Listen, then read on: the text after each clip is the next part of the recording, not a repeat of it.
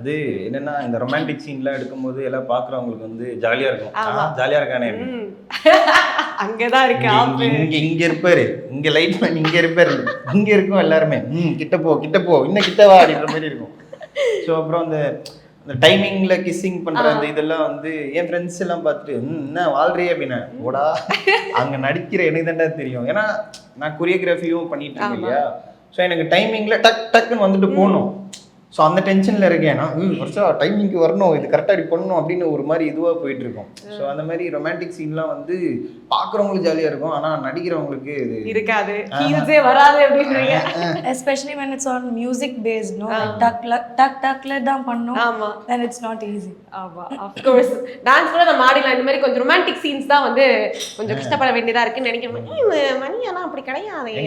இவங்க கேளுங்க, இவங்க கூட நடிச்சாங்களே கேளுங்க, எப்படி இருந்தது கேளுங்க.